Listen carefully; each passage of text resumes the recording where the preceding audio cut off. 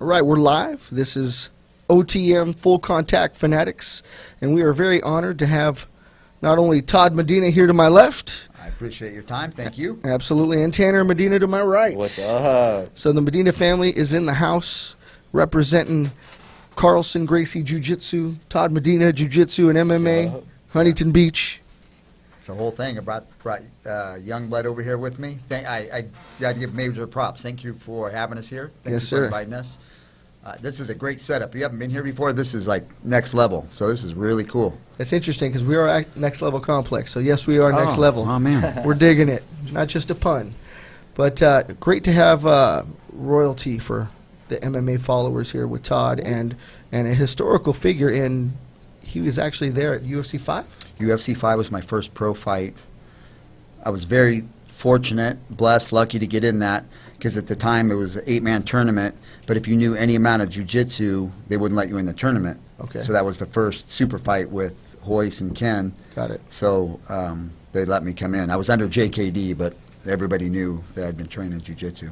Okay. So you did have some skills at that point. Yeah. And they still let you in. Yeah. Got it. Yeah, it was okay. Very cool. So where does it start? Was it high school wrestling for you? No, not even a little bit. I didn't train that much before UFC 5.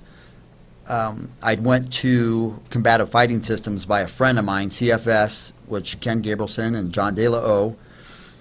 In my mind, I already knew that I wanted to get in the UFC. So I just kind of kept my mouth shut a little bit, train. At the time, I think maybe when I started with those guys, I was maybe like 290. I could have been 300, but I was heavy, probably Whoa. 290. I was big. Really? So in the back of my mind, I knew that's what I wanted to do. And those two were probably the only two in California and probably the United States that gave me the green light to get in the UFC. Amazing. So we had to pull some strings and tell a couple stories and do this and that to get me in. And they were suspect about it, but then as soon as Kenny and they announced the super fight, then boom, they put me in because Chemo wasn't coming back and they needed somebody big and different looking. And I was big and different looking. And I saw those pictures and those fights, and you were pretty intimidating. That was a big dude that if people didn't know you and know what you had within you as far as fight skills, that could be a scary, scary opponent. Yeah, it was, it's so weird to me because everything people say after I sit and talk with them for a while or a couple minutes, they go, wow, you are nothing what you look like on the intimidation factor. I was just so happened to be. Because I hadn't fought, I hadn't wrestled or anything in high school. I was just picking up a lot of weight. I was trying to do the powerlifting, bodybuilding thing. So that's what gave the presence. And I up until recently, I really don't talk that much. So just a big quiet guy or whatever. Everybody was like, but it worked well for me. Yeah, it's kind of amazing because I watched some of the old fights, and one thing I notice, you might even notice as well, is that when your dad goes for it, man, and the takedowns are almost like deadlifts. He double legs someone, but it's a deadlift, and then he dumps him. No, you should feel it. It's a power lift. I've wrestled against many people in my life. Yeah. He's the only one that makes me like in pain just from the pickup. Yeah, I just watch it and I'm like, whoa, that dude he just deadlifted someone and dumped them. You know what I mean? The technique was incredible in that you could see the bodybuilder actually in place at that moment. You know, and that's such a key moment because once you dropped him to the ground, you actually cornered off their hips pretty well, and then the ground and pound happened. I saw the knee go to the belly, but it blocked off the hip. So you can hold him in place, and then you time that ground and pound. I see his hammer fist, and then grind him with a couple punches. Hammer fist, grind him with a couple punches. It was really early in the game to see someone mix it up because the timing is important, just like in boxing. And you mixed it up in such a way they didn't know where it was coming from. And it seemed so natural. I'm like, what kind of background does this guy got at that point, you know? That's a crazy analogy how you just put that together. Well, I just kind of watch and I try to learn because you're winning. You're knocking people solid in the skull, and I'm like, geez, this guy's got, you know. It wasn't just brute force. There was some skill behind that, a lot of skill, because they were unable to defend themselves. Yeah. So not only did you control the body, the torso, by blocking off the hip, but, man, that ground and pound was brutal. You definitely look like 1,000 times stronger than everyone you fight. It was. But you're the same weight, so it's not that. It's all technique. I mean, Vanderlei, 205. You know what I mean? These guys are 205. Yeah. That's huge. And your dad's stand-up guillotine, I saw that in a few of them. It almost seemed like, nobody's going anywhere but out. Moving. Because there's no room for air in there, right? Not You're cutting off the blood just by pulling. So That was a move. I mean, I know that's one of the go-tos. It's one where people kind of fall into, but gosh, it seems so brutal. Just a fan of those early fights because it really did, at that time, pit jiu-jitsu versus boxing, boxing versus kempo, or the more traditional styles, right? Because it wasn't what they call MMA at that point when you started. It's vale tudo or no holds barred as we knew it, right? 100%. 100%. It's weird how things in life you don't know, but progress you to where you are. Like all that weightlifting I did to get me to the UFC or fighting in general.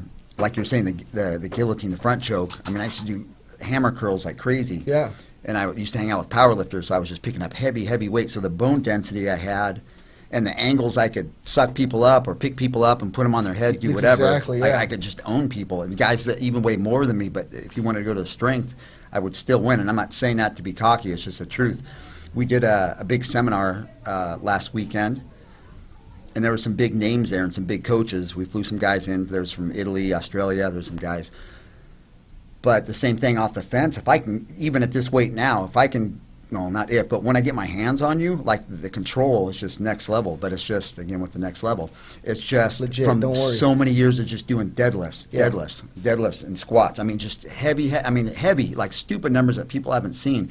I mean, I spent a month for the bodybuilders over in England with Dorian Yates at his gym, Temple. But I mean, I used to just train with really strong, like incredibly strong people, and it stuck with me to this day.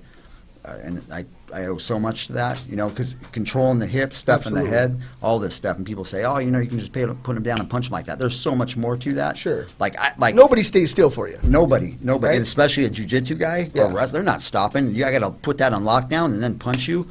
So, and that goes to show with the bone density from picking all that weight up all those years. I can punch you with any angle with my hand, and I've never. This is one thing I've never broken a hand. Wow.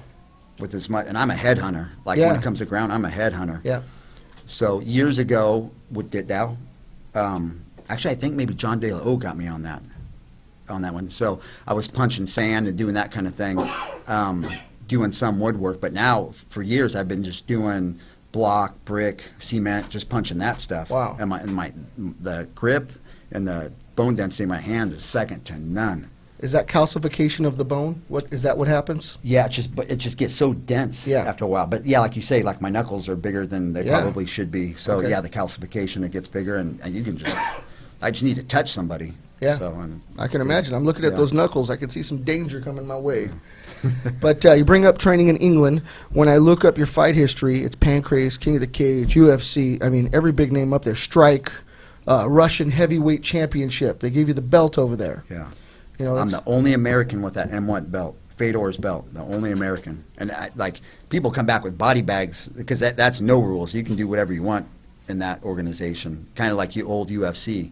So that suits to my ability on that one. But yeah, all over the planet I've been, and I'm super grateful for it. Yeah, that's amazing to be a global fighter. So it's one thing. You're here in the States, something happens, you go to an American hospital. We're all pretty comfortable with that. Yeah. Even though I don't like hospitals, I want to be in an American hospital for the most part. You're flying all over the globe, and you're fighting in countries that are not known for their medical expertise, and yet you might be in a situation where that's going to be crucial. And you put it all on the line anyways, at the heavyweight level. Yeah. That's kind of amazing to me, and then not knowing the outcome. So it goes beyond confidence, you know. That's weird you would bring it. I don't know if you know the story behind this. Tell me. So I don't know what it was, 2002 maybe, 2005. I fought Vanderlei in Brazil. Okay. So we flew there. Everything was going good. And that was the best shape I've ever been in my life. That would have been an ass beating there. So I wasn't allowed to go in any of the pressers. I got off the plane, and there's another coach with Millennia, Romy Aram. Okay. If you know him, he's a great guy, great guy. And at the time, the picture they had of me was right after Tanner had been born. So I'd been eating sympathy food. I was eating ice cream and whatever I wanted. So I was heavy. So I don't even know how that picture got circulated, but it did. And that's what Brazil thought I was looking like. And at the time, so we go there, and I'm in stupid shape. We get off the plane, and Romy was heavy. I don't know what was up with Romy, but he was heavy. So we get off, and they're thinking Romy was me. So long story short, I wasn't allowed to go to the weigh-ins, the presser, anything, because I was just running through fools. But the night, so we fought on a Saturday night. Friday night, like 3 in the morning, I couldn't sleep. I call Romy. I'm like, hey, I'm hungry. You want to go eat? So we walked the streets, couldn't find anything. So I room serviced a turkey sandwich. Like 3-4 hours later, I got food poisoning like it was my job. It was so bad. A couple hours go by, and I'm just really, really bad. Call the promoter. He shows up, and he's like, dude, you're green. What's up? And it was just all bad. So I fought with crutches going to the ring, like any kind of disease, whatever you could get, I fought with it. Yeah. So I have food poisoning. I'm throwing up in the room, on the way to the event, warming up, on the way to the ring, I'm just throwing up. I knew it was going to happen, but I gave my word on that one. So I fought Vanderlei, took a knee to the face. Yeah, I saw that. I have a crack that goes behind my eye, down my cheekbone. Wow. So here's we go to the hospital thing. So I get there, and then nobody wants to help me or anything, so we end up having to huck it down to a hospital. It was just, the treatment was terrible. Nothing got done, and I had to fly back home with that like that. So It's a long way home. I was seeing threes, and for like 6 months. Unbelievable. So going to Brazil, what are you there, one day and then you got to acclimate and then go fight? Plus you had food poisoning? Yeah. Man, that's That just was no time, right? Terrible. Yeah, That's youth talking. You Yeah. weren't ready, right? Yeah. You didn't know any better, so you just did what you do at Yeah. that time. Yeah. Well, it makes perfect sense, but there are little bacteria in water and all kinds of things that we know now, and just a little bit will take us out. No. But you fought through it, so an amazing story there. It's not always about the win; it's the fighting spirit, it's the warrior. So, and I know you live that, and that's, for people that don't know Todd, one of the best characters in MMA. It's just that from the times that I met with him, from the things that I've watched in this picture, and knowing his son, a man of faith, a man obviously of courage. Thank you. And stood in a cage in an octagon when people thought that was just a geometric term. They didn't know that men were closing the door, and at that time, when he was in there, the rules weren't rules just yet. There was no just rules. right, Yeah, maybe no. eye gouging and kicking in the balls. Other than that, I don't even know if that was an issue. Yeah, there was no time limit, no eye gouging, and that was it. No biting. Oh, no biting. Thank Yeah, you. Yeah. Okay. yeah, So yeah. that was it right there. So yeah, no rules. Yeah. And, Because people did those things anyways. Yeah. it was As we so know. much went by. Right. And still to this day, that's the only time I really feel safe in life is when I get in the cage and they lock the door. I'm like, cool, nobody can hurt me. I mean, I have the fight, but I'm so comfortable with this. It's like out in the street, just with life in general, is when that I'm like, oh goodness. But in the cage is when I feel the most at home. What do you think's more hardcore, the rules back then, like no rules, or nowadays? For sure now, or back then. Like nowadays, and this goes to show, and I'm not going to say any names, but you can get a very good athlete, like a baseball or football player. Sure. Give him a couple tools and put him in the octagon, and he'll do okay. Even if he loses, he won't get hurt. But you do that back in the day, somebody's really even like the elbows, 12-6 or whatever. I mean, people were really getting hurt back in the day. Yeah. And a lot of times you would go to an event, you didn't know who you were fighting, or you didn't know anything. You just showed up and fought. And Yeah. the same thing, there was no rules. The promoters changed it all on a whim. I know it still happens today. That's why interesting promotions that we go to, and you put fighters up there and things happen. But things happen. But back then, even more so. Yeah. You It's know. weird to have somebody, I talk to so many people Yeah. that don't know, to have somebody in the game Yeah. that knows. I learned so much from John DeLo. He's my instructor, so Yeah, you John's listen and been learn. around. Yeah, John's been absolutely. around. So you went to John early. Ken Gabrielson. Was that over in Westminster? When combat? It was out of Kenny's garage Okay. in, I can't remember, close, Because I saw a combat place there. It must have been 80s, late 80s. it was a couple blocks from Yeah. there. It wasn't too far. Okay. Yeah, but yeah. Interesting. So then, so Ken Gabrielson, an early UFC guy, preceding UFC. Yeah. And then, you go to John and you pick up some skills. They let you in. You do UFC. From there, you go on to Pancrase? Yes. I was really fortunate. Japan picked me up right after that. Because, again, K1 picked Chemo up, and they liked a big, different-looking person. So Pancrase picked me up, and that was like my full-time gig there. I think it was like every 6-8 weeks I was going there. And I loved Japan. That was a good gig. How'd you feel about that? So you're coming from here, you're going to Japan, there's a time change, food's different. I know they had McDonald's back then, but I don't know if you were a sushi guy that early on. Yeah. A lot of noodles. A lot of noodles? Yeah, a lot of noodles. Okay. And you got a guy named Matsui. That was a big fight over there, Yeah. right? No, actually Matsui was here. Okay. But when I went over there for Pancrase, there was a gentleman that said, hey, my style of fighting, they go, you can't do that over here in this organization. These people will freak out. You got to keep it. You can't do this. You can't do that. And I'm like, what? And Kenny went with me on that trip. Okay. So we'd come to an agreement like, hey, let's tone it down and see. In that first fight, I got stuck in an arm bar where it just was all bad. They kept coming me back. So after the fight, they pulled me back and they said, hey, we brought you over here because you're you and you do what you do. So get back to, doing it. But it just, it was an experience. Yeah, I can only imagine. So did you come home often because you're fighting every 6 weeks, or did you just stay out in Japan? No, I would come back home because he was brand new, this guy here. Yeah. So that's one thing. Since day one, he's been glued to my hip. Yeah. His kid's been in more schools, academies than what, I don't know. I love it. So, but it shows. I mean, the yeah. kid brings it. Yeah, he was the youngest, and I don't know if this is still true, but it should be. He was the youngest one in California to have a cornerman license. Wow. That was a big deal to me. Yeah. That is a big deal because I've been out there and I don't have such a thing, but my friends are going in and I want to be there. You know what I mean? I'm like, there's one more spot. Yeah. You're not going in. So much when having one. Yeah. You get to any fight. You just walk in. I'm cornerman. Very cool. I'm going to have to look into that. You know? Yeah, 'cause it's good for the year. Yeah, absolutely. So tell me about growing up with your dad, with Todd Medina. I met a lot of big, scary guys. Yeah. Yeah. I met the scariest looking dudes you'd ever seen in your life, but they were the nicest people. And I learned that very young. Yeah. That Like never just just like your dad, right? Yeah. Yeah, because everyone they hung out with looked terrifying, but they're all like the nicest guys. That's cool. And you represent what's new and what's exciting about the sport of MMA to me, because as Todd came in and it developed and it evolved and it changed, and athleticism kind of has taken over, where we saw brute force back then, Yeah. and technique, but now the young man here, they can probably do any sport he wants to do, Yeah. and chooses to be a fighter. He can play football, he can play baseball, you know what I mean? Yeah. But They should be at USC throwing a football right now. Hey, But I like that thought process, But very cool to come up, and like you said, see big scary guys, but they're just dad's friends. Yeah, You know? exactly. Yeah, I think it helped me out a lot too, not be intimidated by people. Sure. It's just like, especially the people we train with now, they're all way bigger than me.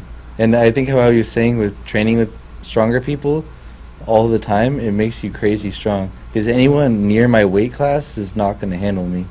Not saying that to be cocky too, but it's because I train with these beasts all day. It makes sense. It's not even funny. Steel sharpens steel, right? Yeah, exactly. Anything lighter than that's going to bend. So That's makes good. Perfect sense. Hey, it's a truth. yes, sir. you Yes, know? sir. It is what it is. So, and a level of technique that I already know from watching your videos, from seeing you in person, having you here in my dojo, actually perform technique. That's second to none. Now, it doesn't matter who's in front of you. I can see the level of technique that you have and your fighting skills. Thank you. Yeah, and I watching appreciate King of the that. Cage fight too. Oh, that was insane. Yep, you That handled it was very so well. much fun. Thank you. I dig it. So we're moving on here. We were talking about pancrase. I know that you moved on and you actually won the Russian heavyweight championship. Now, what style of fighting was that? What were you limited to at that time? That, fortunate for me, it was no rules. It was the same Okay. like UFC. No biting, no eye gouging. There was time limit, so it was at the end of the day. You could. I love. You could soccer kick. You could elbow 12-6. You could headbutt, and especially over there. If it happened to me, they're going to let it keep going. Yeah, If I'm cool yeah. with that, and I've got a big gash on my head, if you want to keep fighting, keep going. Yeah, but the if refs it won't happens, stop it. Yeah, if it's them, but regardless, they'll let the fight go. So that fits into my whole genre like nobody's business. I love that whole no rules. If Yeah. you can take it all away and let's just see what you're about. Let's do it. Yeah. So That's when you see the truth. And check it out. You're actually on screen right now. We got some we got highlights. some highlights. Yeah, I'm Yeah, yeah. loving it. And there's that guillotine and I like the haircut too. Yeah, I was gonna say, is that You know hair what I mean? nice? yeah, took Hey, like we were all young ones. I see my pictures in those days. Look at that, though. You don't want your head in between that bicep and that forearm, just because it closes out the airway. It closes out the carotid arteries. You're either going to not be able to breathe or go out from the blood. And it's not a blood choke, or it is a blood choke, but it's not an air choke. But Yeah, yet I it's- imagine by the size of the arm, you're cutting off the air. You're cutting off everything. Yeah, so you're in trouble. And look at that. He's got the Who's Your Daddy, as yeah. we know it Oh, now. you know that? Yeah. Back right. then, didn't have a name. Yeah. You know what I Who's Your mean? Daddy? You had control of the wrist wrapped around the neck, but you're controlling him, and again, using some of those skills that I don't know where it comes from at that time, but just awesome control. Yeah. That's weird you would say that. Who's your daddy? We used to use that a lot with John and Kenny. Yeah, since I come from John, that's probably where I learned it. Right? Yeah, you can't go wrong with that. If he puts that on you, he slaps you in the face. So I try not to ever get put in that, but sometimes there's no stopping it. Look at that. Heavy hitting on the mitts. Yeah, that Russia fight, that's crazy. I think on the third time they finally stopped the fight, but I got 2 KOs in that fight, and they would stop it, let it keep going, stop it, let it keep going. Then at the end, they finally called the fight.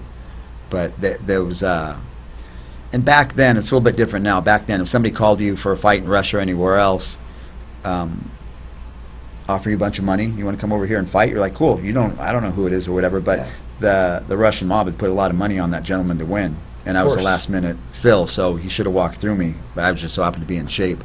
So, I knocked him out. They let him keep going. Knock him out, let him keep going. I was like, wow, this is going to be a long night. Yeah. So I was actually starting to get tired, but it's just a whole different, it's so different from what it was to what it is now. Yeah. Oh, goodness. So they let him revive, and then you got to fight him again. Mm-hmm. Wow.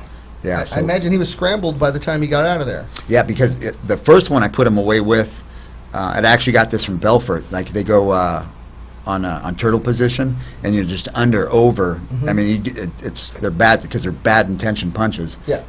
And it put him out, and I didn't even know why he'd want to keep going, but they did, and it is what it is. So. Well, that is some heavy duty stuff, because as we know now, maybe in the 90s they didn't know this, but concussions lead to so much brain damage lately. Yeah. You know what I mean? Later on in life, you're paying the price. You might not need to be able to talk. Poor Muhammad Ali.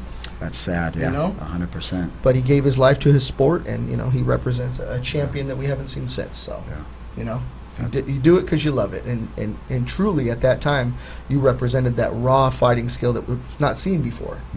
You know. I take that as a compliment if it is. So thank you. It is an absolute compliment, because we have fights every week, 2 to 3 fights a week now. Back then, we didn't see it so commonly, and yet you're able to put up something that we still go back and watch. And it still holds value, because even today I was looking at a couple things going, whoa, that's pretty straight stuff. You can't change good technique. It's legit, right? Yeah, you have it or you don't. That's right. Yeah, that's right. And that's what keeps you in the game. If you ain't got it, you're going out pretty yeah. quick. So from there, from that Russian fight, you move on, you come back here to the States. There's some fights in there I'm missing here and there, but I started a fight organization in Romania. So that had kept me busy for a while. I was still fighting over there as well, but that kept me busy because I did it right. I had really big-name fighters that would call me and say, hey, Toddy, I want to fight for you. And I'm like, in my head, I know what I should be paying them, but I'm like, I'm not there yet. So, like, hey, I'll fight for whatever you want to give me, because I know, like, I would treat everybody I should treat a fighter, like, I treat them good, like, not how they necessarily get treated these days. And all these people come up to me all butthurt now. Yeah. Like, hey, your dad didn't let me fight back then. They all say that to me. Right? Yeah, and I was hustling. Like, at the time, Bob Sapp was like, he was not that he isn't now, don't get me wrong, I love Bob Sapp, but he was a really big name, commanded a ton of money. Sure. So he flew over for me, and that's long enough or whatever. I gave, like, just to do a signing was like $25,000. I gave him $1,000. He flew over, hung out. Wow. And he would have fought for that same $1,000. Wow. That same $1,000. I just couldn't find anybody to get it in the ring with him Amazing. at that time. Not in Romania. But, yeah, no. So it's just, it was a good vibe. The thing was going so well. Then, our economy kind of made a left turn, so I put it on the back burner. But so I spent a lot of years keeping busy with that. And I would fly back and forth. I'd spend a lot of time over there, but Tanner was still little.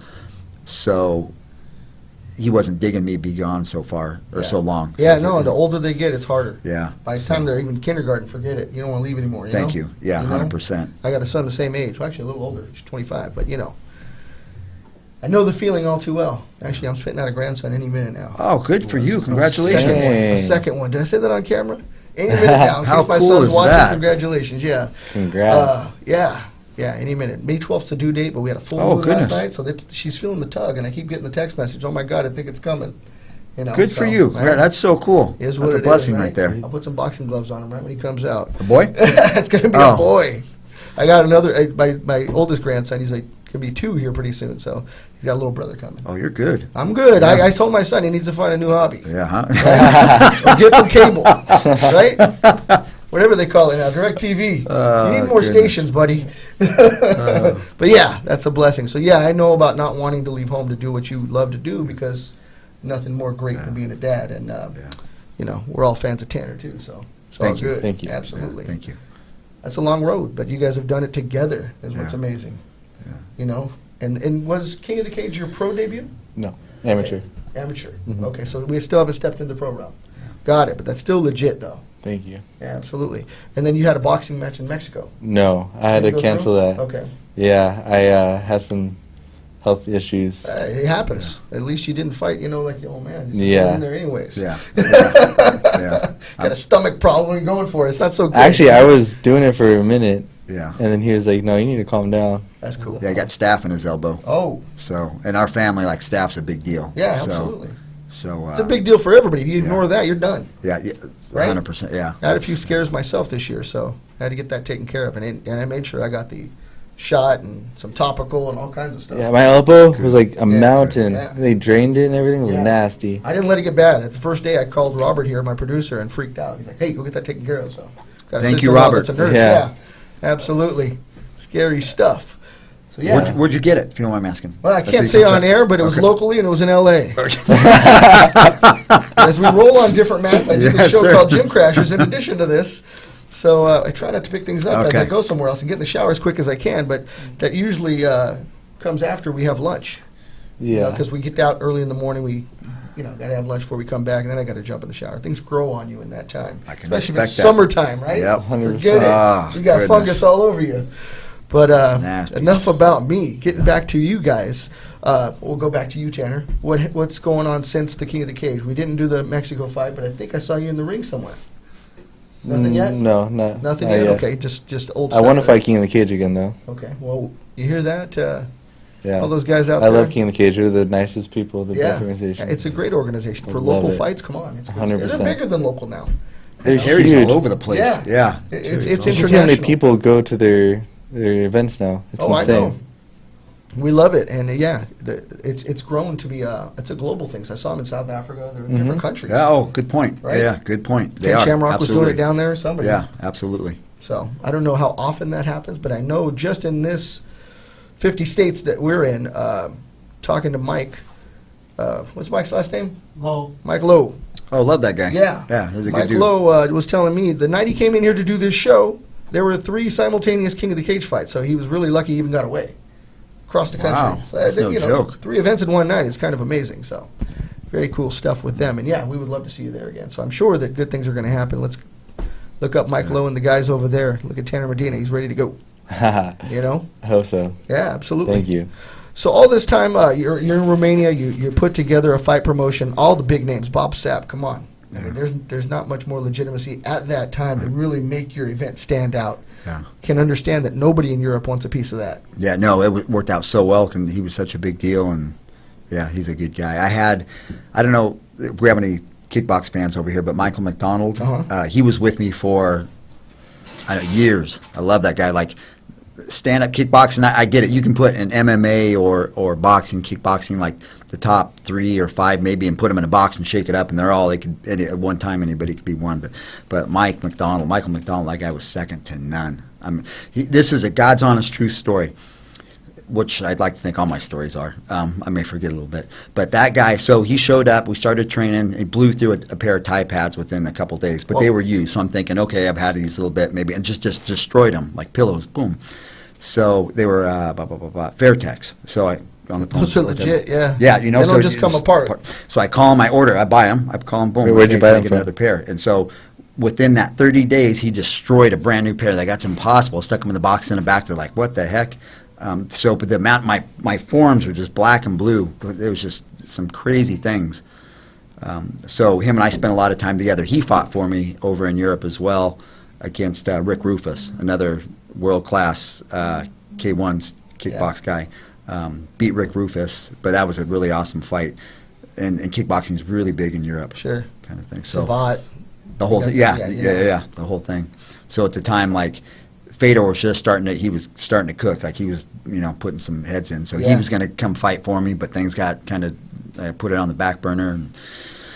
But that whole organization is still, it's in a box, it's ready to go. But I did not, I'm not tooting my own horn, but a little bit. I did really good because I treated everybody with respect. No, that's important, and people that's are ready something to brag come back. about. That's Yeah, cool. So it was It's something you it was a don't good thing. commonly see. A lot of people talk about it, but only a fighter knows how a fighter wants to be treated. Thank you very Right? much. Thank you. So you know what they're looking Yeah. for. So that's important. Yeah. And after that, you start your own place out here. What comes after that? You come home because I know you got tenure. You can't keep running around Yeah. Europe Yeah. and Japan Yeah. and everywhere else you went. Yeah. All sorts of cool countries. Yeah. All sorts of cool countries. This whole time, the process of me fighting, and I've been to so many countries, and up until just recently, I'm just real quiet. Well, he talks more than I do. But He's a with good that talker. said, yeah, this kid loves to talk. People would pull me in. I got to learn from world-class athletes, coaches, Yeah. things that people still haven't seen what they're doing. I'm like, what the heck? And just because I'm me, like respectful and quiet, and they would show me all this stuff. I've got footage that it's just my video library is second to none, and it's never going to go up on YouTube. But I mean, if I know it, I'll That's show a it to maybe. you, whatever. Cool. Yeah, That's a maybe. It might go up on YouTube if you're interested. One day we got to put it all together, right? Yeah, exactly. It's all That's what I'm about. telling them. So You have something to point to, that's for yeah, sure. yeah. So now, I regurgitate some of the stuff, and people haven't I do a lot of footwork drills, not and I'm not knocking it, the NFL combine stuff. This is just next level. I have some high school kids I work with, and Yeah. they're just motoring by people. Or these guys, if they can, he's actually really good at it. And again, I'm not saying it because he's my son, but No, the God's honest it truth. makes sense. If you can cut Yeah. people off, right, you can put the fight where you Yeah, want it to be. exactly. Footwork's everything. If you And can what we put the do, fight where you want it to be, yeah, then you're halfway there. ahead of the game. Yeah. So footwork is Especially key. for us jiu-jitsu guys. Yeah. Got to get out of the way of punches and Yeah. stand on the ground. I like that you call yourself jiu-jitsu guys because I know you guys have everything. Oh, my dad hates when I say that, but, But I I'm a love it. jiu-jitsu guy. I love jiu-jitsu, so yeah, that's cool. Yeah. But no, I get it. I mean, yeah, you guys have a lot of tools to pull from, and jiu-jitsu is one of those many tools. So it's heavy to hear that you say that. So you got something to say, Producer Robert? Yeah.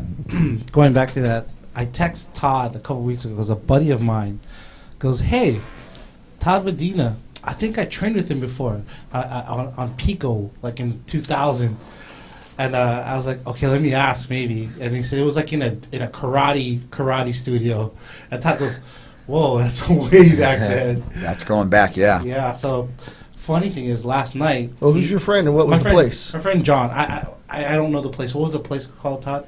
I don't recall. It was Carson Gracie, but for a while there we were gym skipping around until he found a home. Yeah. So I don't remember the name. And I forgot where he trained out It of. was but on he- Pico. It could have been Dan Inosanto's place. Who knows? No, he was around back then. It was a karate. Oh, karate. Yeah. Okay, not JKD. No, and then he told me that he went separate ways to somewhere else because I guess he was training with Oh, your buddy? John. He's a Savate fighter, yeah.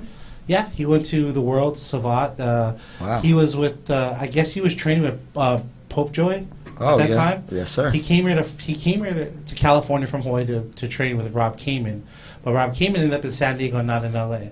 So then he ended up training with some other people out here. Then he was training at that place where you work. He took a jiu-jitsu lesson because he was fighting at the Table Mountain Casino on the same card as Jake Shield, Paul Blantello. And he's never fought. He was grew up doing judo in Hawaii. So and he was a big fan of all mixed martial arts. So he came here to learn how to stand up. But they said, "Hey, why don't you fight?" So he got a fight, and it was a 30-minute match. Wow. Yeah. For his first fight? Wow. That's dedication right there. Yeah. Yeah. What are they? 6-minute rounds? 5 6-minute Yeah, rounds? just say it's a long time. there was Oh, just no going rounds. for it. There was no rounds. It was just go.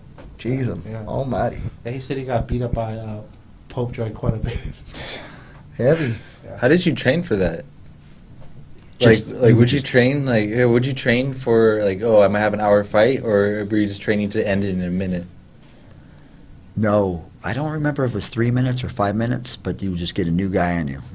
You just stay there and just Just get keep going. Boom, boom, yeah. So fight camp meant they just get a fresh guy every Yeah. 3 to 5. No, but I meant were you training for the long haul, or were you training just to tap in a minute? What was your focus? Yeah, Even that's though what you I meant, had the guys coming yeah. at you. Well, it changed as the longer you got. So initially you want to get the guy out of there quick, Yeah. submit him or whatever. But at the end you're just trying not to get submitted, and you don't have a choice. You're just just getting through the windshield. That's a long road. Yeah.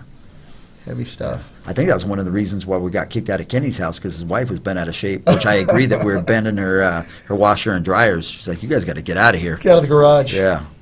Yeah. Can't do my clothes anymore. That's how MMA started. We got beat out of there. That's what built the house. Yeah. Amazing. Yeah. Those are good stories. I love that. And you got that card pulled up from this weekend. We should talk about that because there was some top 4 jiu-jitsu fights in there, right? Yeah, the on the main card.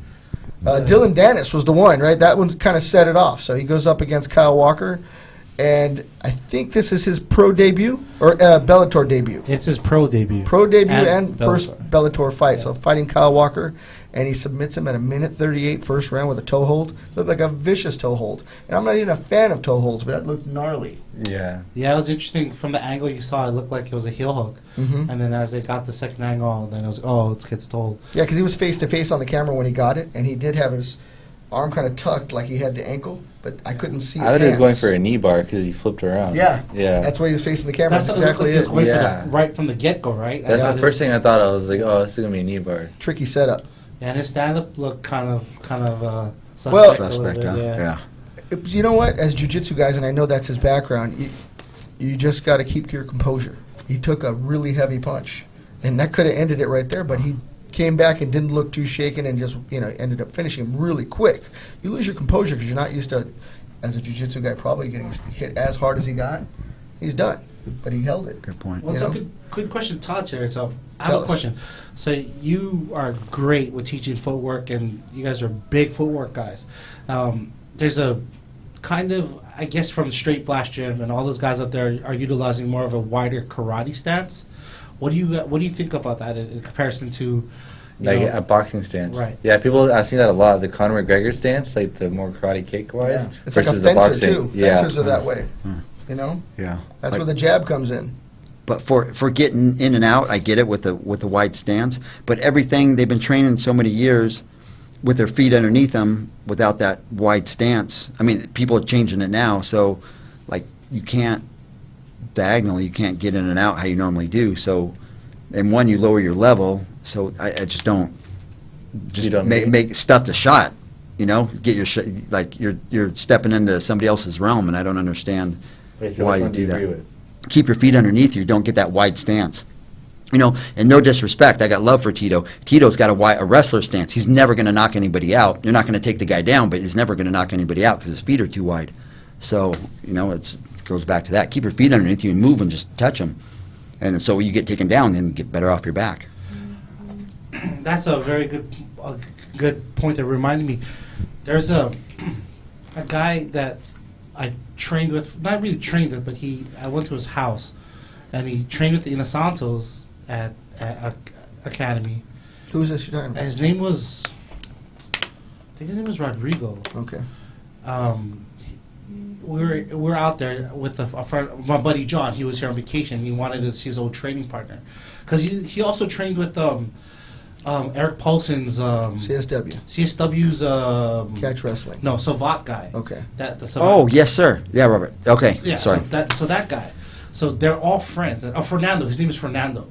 So I went there, and he was giving a lesson to me about my stance, and he would put my foot against the wall because when I pivot, I overturn, and then he would adjust me and align me by putting my hand out and showing me how off balance I was.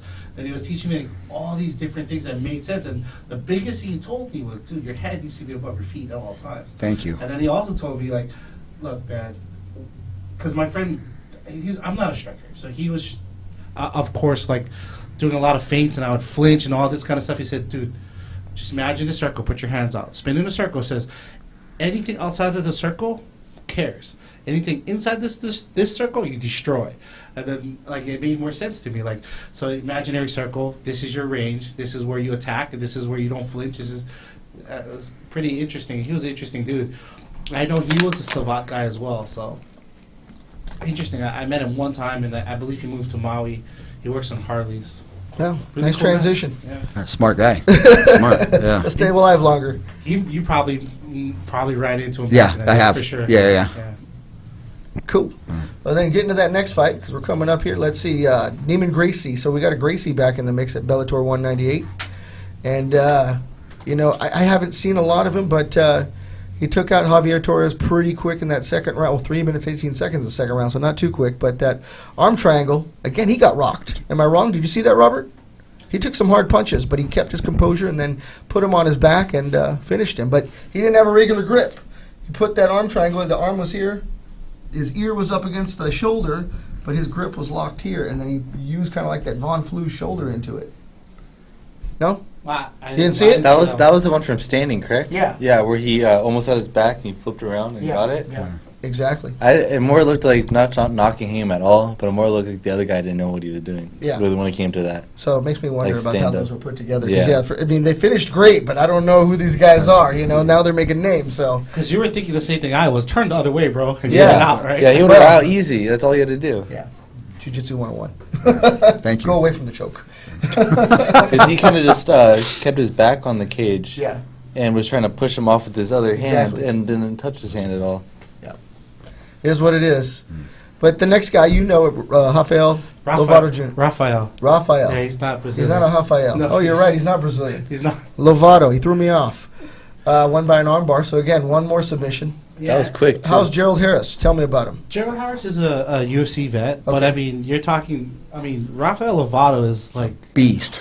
he is one of the best jiu-jitsu guys out there, American jiu-jitsu guys, and this Dylan Dennis is also a great one too. But yeah, Rafael Lovato's legit. And the one thing I like about him is the fact that he actually can strike. I mean, he's pretty good both sides. I mean, I'm not going to say he's going to start KOing everybody, but he's more than good to go in the stand department. That's what I think. I mean, what do you guys think? Yeah, of there's that? not too many jiu-jitsu guys that'll stand. Like if you want, and he, like I agree, he'll stand with you. Yeah. Yeah, he's a success story. He's good to go. Have you met him or rolled with him? No, but I'm looking forward to it. Oh yeah, that'd Yeah. be cool. Yeah, because Yeah. Scotty sponsors him with OTM? Lucky. Lucky. Thank you, Lucky Gi. Yeah, Yeah. that's right. We like your Lucky Gi, Scotty. We got him Hashtag here. Lucky Gi. We hang him up in the mini dojo. Thank you Yeah. so much. And then we got Emmanuel Sanchez, Sam Cecilia, another UFC. Alumni. Yeah, Sam. Both of them Ultimate Fighter guys, I believe. Yeah. Gerald Harris and. And Sam. again, another triangle choke. That was a weird scramble. Yeah. Did you guys see that fight? Yeah, that was weird. Yeah, that was a weird scramble. I didn't even know. Actually, going back to Lovato, that was a weird scramble. He Yeah. still rolled through the armbar, eventually rolled onto it, and he got it. But it didn't look like he had it. Yeah. And then when he locked it up, it was dangerously locked Again, up. by like not talking like bad on anyone, but if the other guy just didn't keep his hand out here and just tucked it in, that Keep wouldn't your have arms happened. close, right? Yeah. Name of the game. But I think Don't I'm let your sure arms they're dangle. awesome at jiu-jitsu, but it's a lot at the other guy. Yeah, and pressure Oh, I'm oftentimes sure. changes Big people. Bellator fight. Right? So, under pressure, you're going to leave a limb out. You're going to be in trouble. Yeah. So there's the proving ground. I kind of want to see Emmanuel Sanchez versus Corrales too.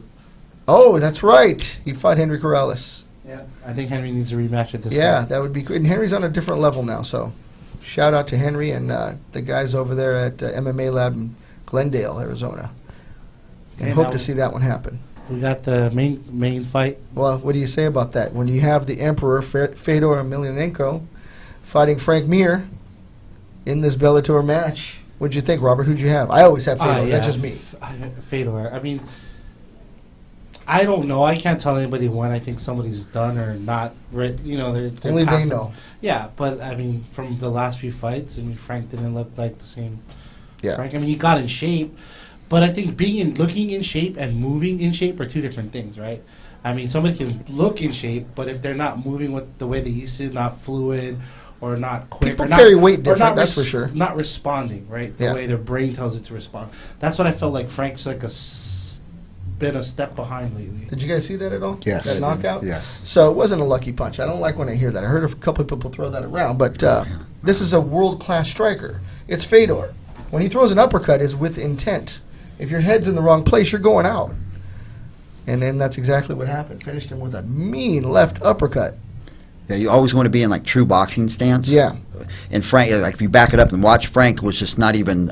He wasn't in a takedown position. He was just all.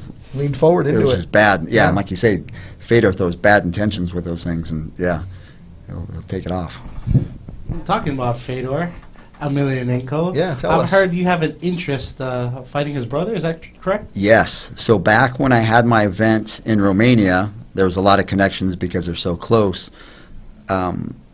Of that fight supposed to happen a couple of years ago. So it obviously didn't happen. He went to prison, and now he's out of prison, in really good shape, the best shape for sure he's been. So somebody from Europe had called me and said, hey, try to get this thing going again. So I have That's a friend awesome. of mine, Mina, so he's been helping me get this going. So you'll see some posts a lot of times, because Fedor and his brother don't see eye to eye, you know, and if my brother rapes somebody, I might have a problem with them too. So I'm going to get him on my side with this and hype it up. More or less like the same thing with, oh, goodness, Shannon Briggs and Okay. the heavyweight champ. Oh, Joshua just beat him. Oh, goodness. Who's the Let's go heavyweight champ.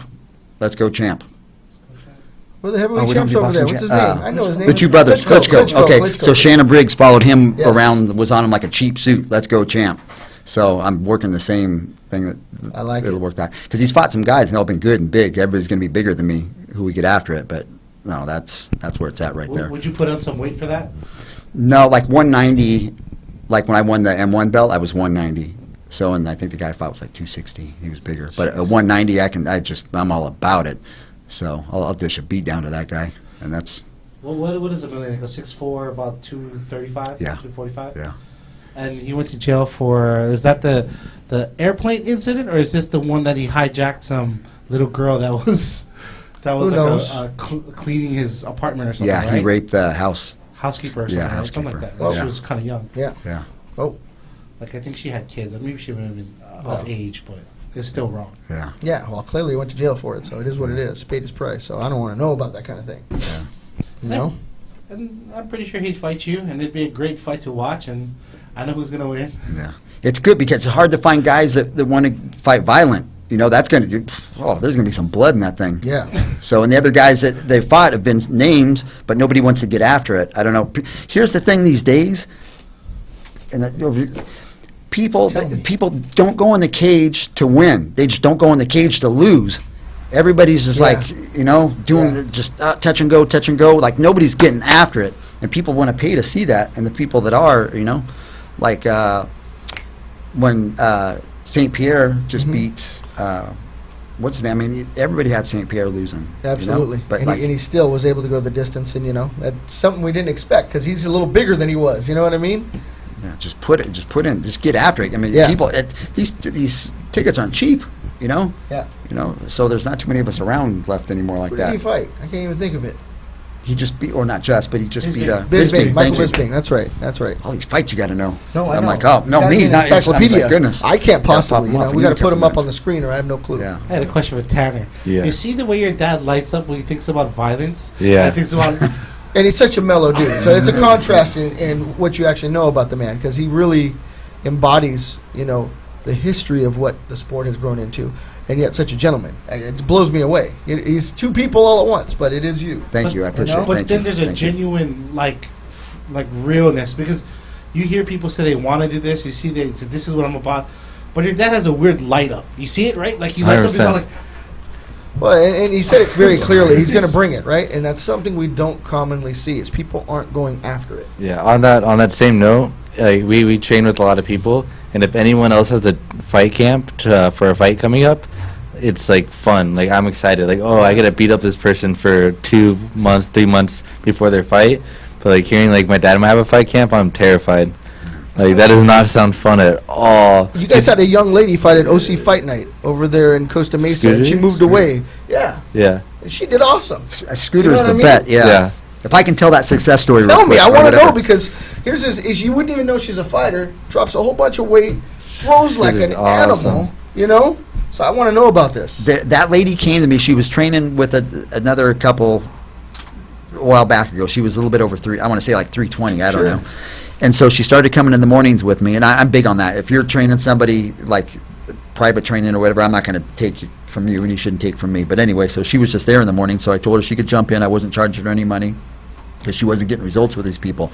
So weight started coming off, and she's like, hey, you know, can I start training with you? She goes, here's what I want to do. I'm going to lose 100 pounds. After that, do you think I'd be okay to fight?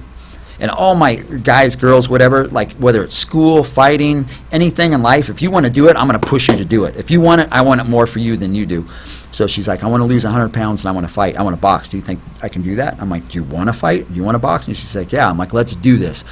Almost 1 year to the day, it was either 93 or 97 pounds we got off of that girl. Just pushed her. That's and huge. it came off, and then she ended up getting a boxing match. Yeah. Unfortunately, for me, she had to move back home, which was like Kansas or something of the sort. Somewhere in the Midwest. Super sweet girl. And now her whole perspective on life has changed. She Yeah. lost all that weight, and she went box, and she's a whole different person. Yeah, she's now. awesome. Yeah, she's such a good person.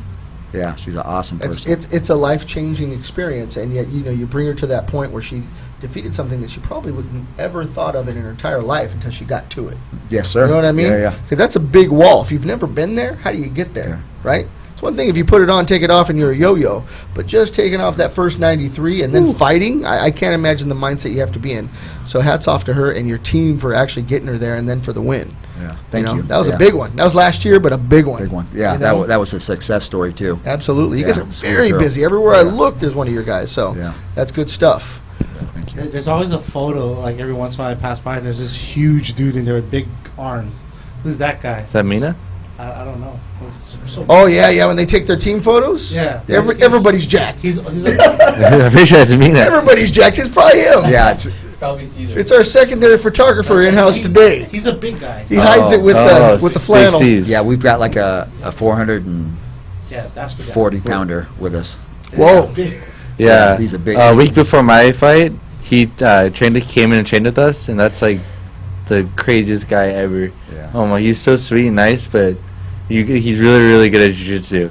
And rolling with him, like, he gets you ready for anything. Really? What do you do with that? What do you do at 400 pounds? How do you get out of that mount, right? Of Yeah. technique. Yeah. 400-pound man. He's has so technique. good at What do you do? jiu-jitsu, too. Pressure drills, like putting somebody under pressure, like side mount, and it's just, I mean, it's almost pointless, but you get to feel, and after you feel that, you're like, oh, Yeah. then anything's possible. That's what I'm saying. Nobody my way, if they get on top of me, it feels like nothing to me anymore, just because I have people like him on me. Yeah, 400, Normally, yeah. pound guy with giant arms. Yeah, and we're all about it. Like, I went and trained at another school not that long ago, and they had the side mount, shoulder in the face, and they're like, oh, that's what we call cross face.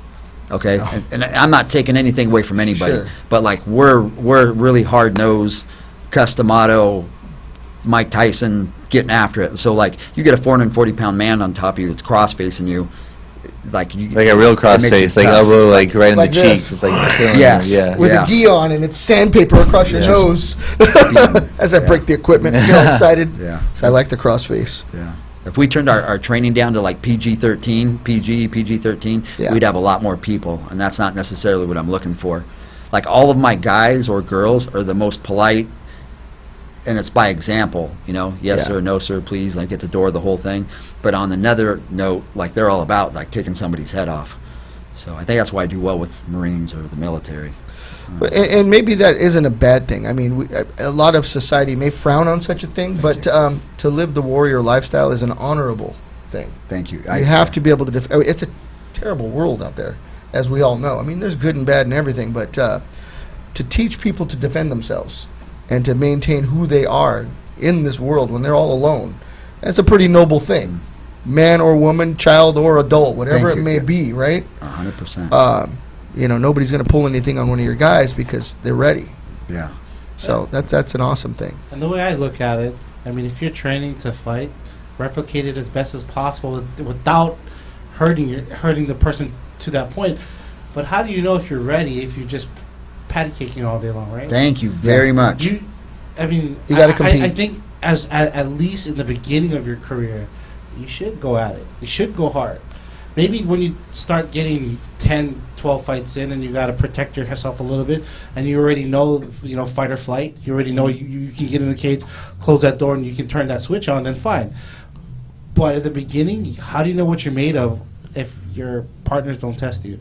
Actually, it's super important, and there's another component to that they don't talk about much, is it's not just fight or flight. There's freeze. Some people just go still.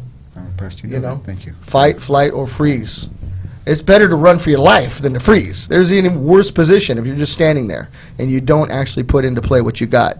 Some people instinctually will do it, and the muscle just takes over. You ain't got to think, right? And they're fighters. The guys that freeze, I just don't know. That's why I don't fight, because I know better. Because when they lock me in the cage for fight cap and I get my ass torn up, I have to go home and I'm like, yep, it's not for me. I don't believe you. I think that you hold back, especially for a guy your size. And I know you were smaller when you were in the fight camps. And you never gave anybody the business that you could, because you always wanted to think about the goodness of the fighter on the other end. So you just held your own, did your thing, made sure people got a good training session in. You go do a fight camp with Henry Corrales. Yeah, I was there. You have no choice. I went home for a reason. There is no choice. There's no choice but to fight back, Yeah. because he doesn't give a crap about No. He's going to take your head off. I had to work the next morning, so you go ahead and do what you got to do. That's why we're partners. So that's why I said. That's why I said no. Frank Park, Henry Corrales. No, thank you. I'm not about that. Sure. 2 days headache, just 2 days. Couldn't even. But coming from Hawaii, now if we can talk about our producer, Robert, fighting is not second to you. It's a first nature there. You know what I mean? Yeah, It really does happen quite, and more so back in the day. I know things have changed. Everywhere in the world it has changed, but even you grew up in the 90s, Yeah. so things were even kind of getting a little mellow. I know the 80s was even tougher. But I was born in '79. okay, so you grew up a little bit in the 80s, 80s, and that's part of the culture. Well, it is. That's I what mean, drew me there, is that you solve problems with your hands, but you can hug right afterwards. Yeah, that's true. 7 years old. I remember my first hitting my first heavy bag was at 7. My uncle took me in the back. He was a weightlifter, and he said, "Well, you can lift weights and work out, but you also need to know how to punch something." So I was a little break dancer. I didn't care about that stuff, but I mean, it was just part of life. Then when you have parties and your cousins come over, and you end up doing the backyard thing with your uncles drinking in the background, laughing and watching you guys trying to kick each other's butts, as best as you can. So yeah, it's normal. And then you move into high school, and then when that movie Fight Club came out, we're like, wait, that was Saturday for us. Yeah, it's for real there, right? Yeah, it's chase the chickens, put the chickens back in the coop, and get down a little bit. But but it was never too out of hand. I mean, I got stuff in my face, but they're accidental, but Those are cool memories, though. it Don't you think? is, That's yeah. a great way to grow up. Yeah, You build it's brotherhoods like that, right? Yeah. And the same goes for the guys that we train with, including me and you. That's why we're so close. So it is what it is. Yeah. Right? Yeah, I got older and realized, it's, we had a thing before, like a lot of people would hit first, ask questions later. That was what it was back And when you I ought grew to. up. It was. I think you ought to, yeah. But I mean, now it's like, well, you're older. There's police. There's all these things happening. So you Cameras. cell phones. goodness. There's cameras in every corner, and everybody's got a cell phone. You're in trouble. Yeah. You're in trouble before it starts. Yeah. So yeah, better to be in a sanctioned event. I saw you guys were in Waikiki before, and yeah, that was cool. That's my second home. Oh, I Right? love How good it. is that? Yeah. I threw some events over there as well. Oh yeah. At the Blaisdell. Oh, Blaisdell, yeah, Blaisdell. Right on. But the best people, Hawaii. Yeah. downtown. Yeah. Yeah, I saw a lot of events there. That's really cool. Rumble on the Rock, I think, was there Oh, too. goodness. Back Right? in the day, Yeah, right? yeah. Good stuff. Yeah. No, it's very cool. There's a whole other side to this that we can talk about with Todd and Tanner, but that's a whole other show. We got into most of it. My goal is always to get the background to find out what motivated Todd to start what he was doing. I know he was a bodybuilder now. I know that he moved into the ultimate fighting, as they called it, because it was UFC, because he just wanted to fight. Yeah. Simply no other reason. And got some jiu-jitsu skills, but by far not what he is today, and still employed that to a level where he could take people out and move on into pancrase, then into strike, then into the Romanian, and there and so on and so forth. King of the Cage, you name it. So all those early promotions.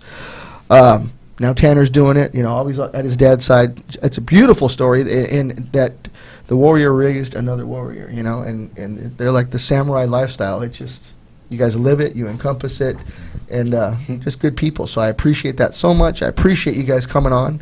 Thank you. Just know that we're going to do this again, because there's a part 2 to this, and they're still working. They're avidly fighting. And you know what? There's a possibility that Todd Medina may be fighting in Europe. Yes. Sooner than later. Sooner Put than this later. together. Yeah, so I hope I broke that news to the world, but we're going to follow along and see where this goes.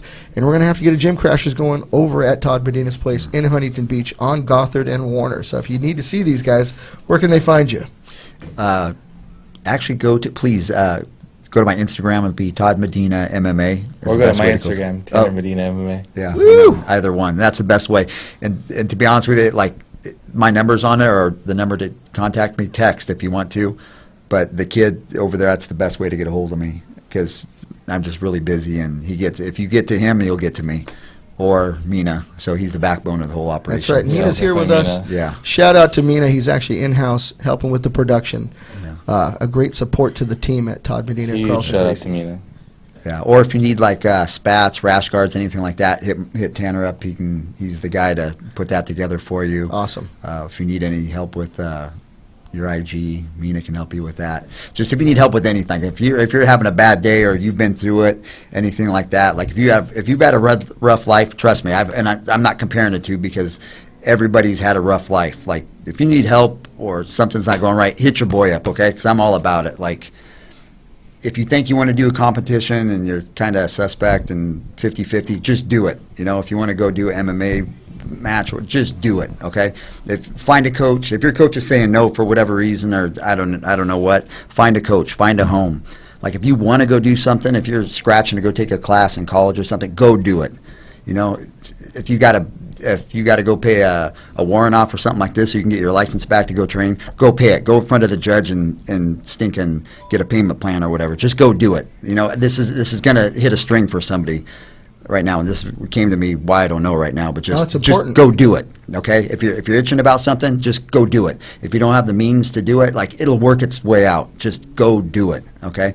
If you haven't found a coach, get off the couch and go find a coach. Just go do it. That's 100%. Okay, just please, just get it. Just fudging, go get it. Okay, if you need help, get at your boy. Hit Tanner up, hit Mina up, and we'll help you. Okay, I can't want it more than you do, but if you want it and need some help and direction, just get at me and I'll help you get whatever. I love it. That said, thank you. Well said. So just go do it, man. Get off the couch. Take care of business. Something bugging you, talk to Todd. Yeah. But, go visit them. Again, Huntington Beach, right off Gothard and Warner. Get training. You know what I mean? Get on it. You'll check us out again. We're here Mondays, 8 o'clock. Full Contact Fanatics brought to you by OTM. So thank you for viewing. Again, thank you to Todd Medina. Thank you to Tanner Medina. Thank you for having us. Thank you to Mina and producer Mina. Robert, of course. Hope to bring you a good show, so keep watching us. See ya.